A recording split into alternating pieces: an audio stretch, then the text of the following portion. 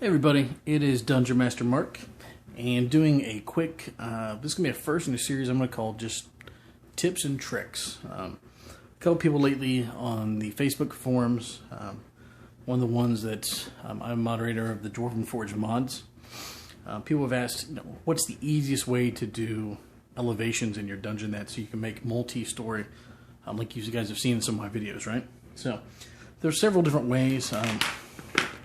And it cracks me up when people tell people some of this stuff because, like, oh yeah, it's the only way to do it, which it's not. There's many different ways, but the one thing you can do obviously is you can stack stuff on top of each other like this, of course, and then you're gonna get more levels. But the downside is this is not very secure, right? I mean, it doesn't take much to knock this thing over. Which, I mean, that's not horrible, but it's not really that secure, but it is doable. But the downside is you're using these pieces on the bottom, so you're going to be running out of pieces really, really quick. So I'm going to show you guys how to use a couple other pieces. And we're going to do two things. One is foam. So this is just high impact foam, polystyrene. This is the same stuff builders use like in walls and things when they're building houses. So it's very, very hard. You actually need to use like a bandsaw or a jigsaw to cut this. You can use a razor blade, but if you get it 2 inches thick, it is pretty hard to cut it. I believe this one's actually, 2 1/4 thick. So, and then the other thing, of course, is clear acrylic. Now, both of these have their advantages in different things. If you notice my Thornkeep game, I'll just give you guys an example. I'll use a piece of acrylic, something like this, and we'll set up something rather simple. Put that down like that. Then you build another layer on top of it. And the good thing is, you can have shell. Of course, I picked the wrong damn ones, didn't I? You can have an area where you can see through it. So instead of having walls all the way around there, you can actually see down through the floor itself. So you can actually say, if someone's climbed this far up so far, or if someone's down below there, you can put the mini down there. That way you can see them all the way at the bottom. So comes in handy. And then you just pop it out, And then the other good thing about these, you can actually pick up the whole level itself and just move it if someone's down the very bottom level. So that's the advantage of acrylic. Acrylic itself obviously is a little bit more pricey. You can get these cut sometimes at hardware stores. Most of the time they won't cut them for you. They'll sell you the equipment to cut it. You can also go on eBay. There's a couple of different manufacturers who will sell you sheets of acrylic. They will cut them for you, but it is a little pricey. I think it'll wind up like a pack of about 10 of these sheets, which this is a 6x6. Maybe cost me about 40 to 50 bucks. So it is a little pricey, but a good alternative. And like I said, that does a really, really good job where you can see down through things, so it does give a little bit more of a three-dimensional feel to it. So, it's definitely one effect. The other thing I was going to show you, like we have over here, where I have this riser, and this actually has a piece of foam underneath of it. So, see, this is the same blue foam. This is a type of paint I just put over top of that. It's foam safe. But obviously you can paint it black if you want to, just make sure you hide it all. If you do cut it extremely, extremely well, nice and straight, you don't really have to worry about hiding it very much because your corners are going to be nice and even and it just works out. Now the good thing is if you get it at the right thickness, and of course depending on what thickness you want it at, for instance this is actual 2-inch thick. So on the 2-inch thick, if you get it just right, you can put your floor pieces inside of it. And then, of course, if I can't ever find the damn pieces now, and it looks just like a little plateau inside of your dungeon itself, right? So, of course, you can have stairs going down. So we have a little room like this. Just something real simple. But yeah, you get the idea. So we'd have steps going down like this, right? Simple enough to say, your guys come to here, they come right like that. The slaves go down the steps. Nice and simple, right?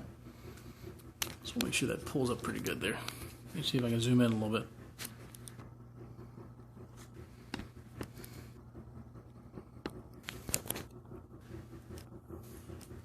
Yeah, I don't think it's going to show up very good like that.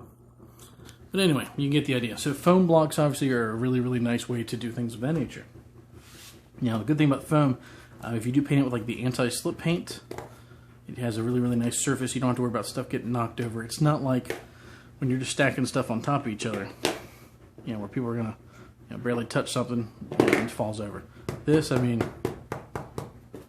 you know, you don't have to worry about that. I mean, it's not going anywhere. I mean, you might get a little moved around, but it's safe. The good thing is, of course, you're not using all these pieces down at the bottom as well, so you have more of an area to work your way up on. So that's one thing. The other benefit of foam is you can make catwalks and raised areas, so things of that nature also. So if you've seen my Infernal Vault video, I did something similar a long time ago, but I'll just give you a really, really quick idea. So for the Infernal Vault, or I'm sorry, Vault, I can't talk today. Let's just assume we have something like this. And then we have a walkway on top of it.